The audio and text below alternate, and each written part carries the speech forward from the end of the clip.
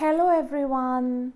The gap between the body's death and the brain cell's death is filled in by the space of memory by which the protagonist Takila Laila, a prostitute from Istanbul, in the novel that I'm going to talk about today, narrativizes her past and tries to bind together the fragmented, haunted traces of her past life. See, the novel that I'm going to talk about today is 10 minutes 38 seconds in the Strange World by Elif Shafak. See, this is the novel that I'm going to talk about today. 10 minutes 38 seconds in the Strange World.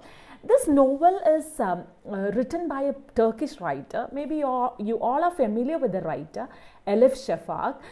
The novel begins with an end. The novel begins with an end and is divided into three parts, which is titled Mind, Body and Soul. The scattered remnants of the life of Takila Laila is brought to us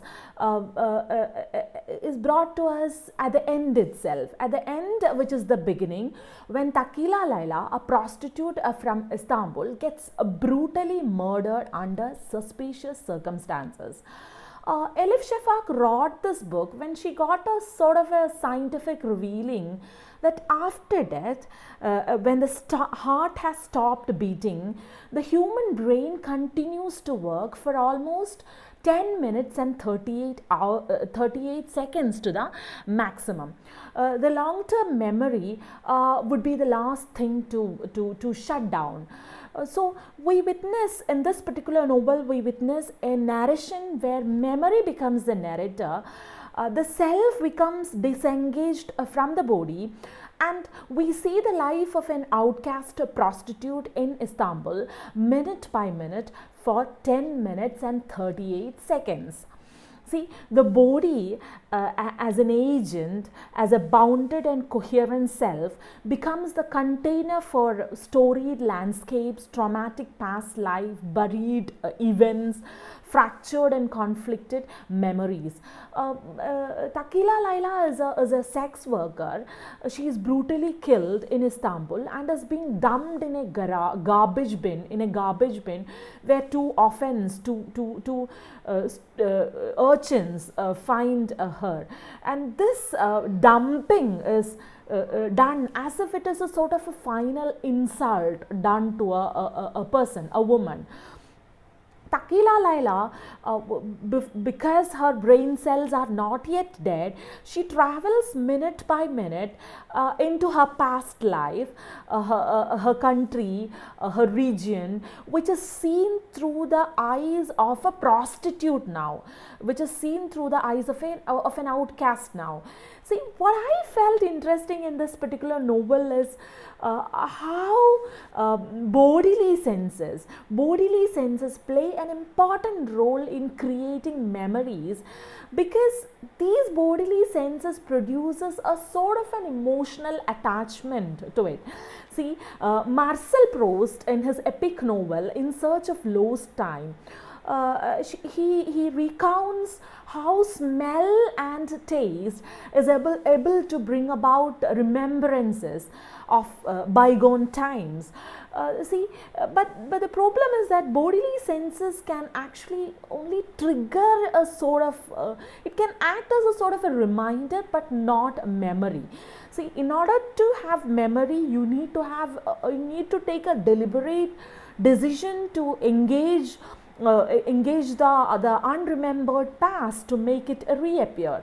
So minute by minute, what happens is the smell, the sense of smell, the sense of taste triggers things past in Takila Laila's brain. And each and every minute that you pass through this particular novel, you see taste, you see feelings of taste and smell and all triggering her memory. And in the first minute, you have the sense of the feel and taste of salt, which triggers the memory of her birth, about the memory of how she was distanced from her mother.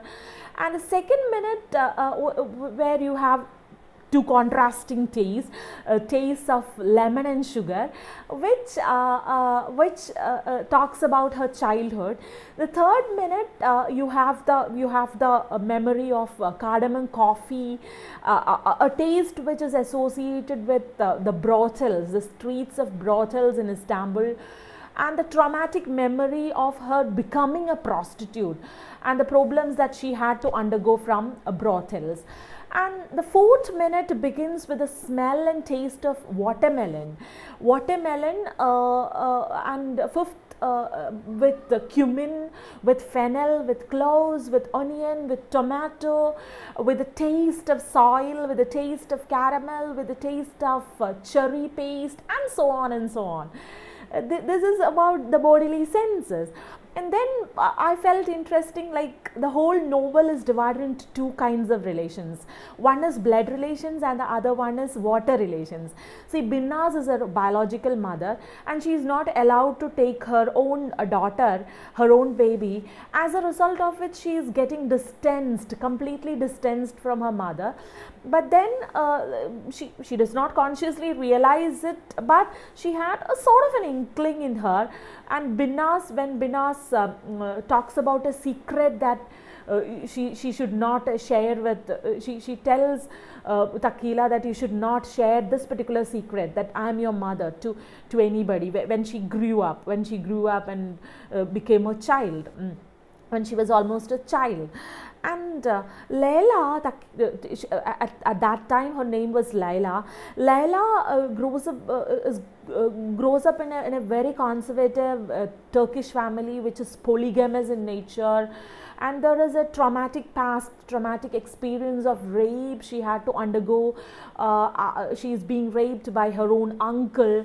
The relationship between Susan, Binnaz, Harun belong to the blood relation. And the five friends, quite interesting kind of a part of the novel.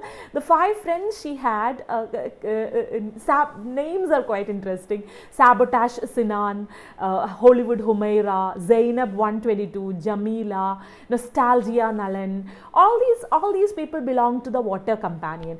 Yeah, these are the only friends, only companions that Takila Layla, the companionless Takila Layla, has, who even they are ready to, or at the end they risk their own life and successfully brings out her body from the cemetery of the companionless.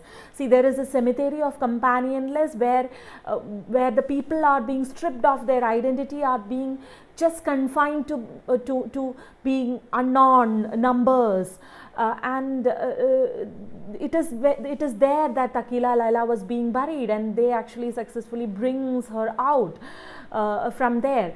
See, Takila Layla's friends are also outcasts, in the sense that one is a divorcee, one is a transgender woman, one is an oversized woman, one a pygmy sized one, and the other one, Sabotage Sinan, is of course her childhood buddy.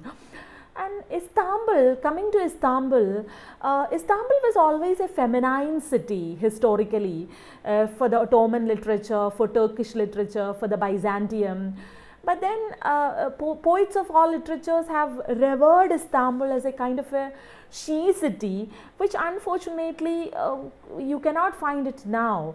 The public spaces no longer belong to women, and the five women, these five characters, the water relations, including Takila Layla, they are trying to reclaim the city, even the darkness of Istanbul.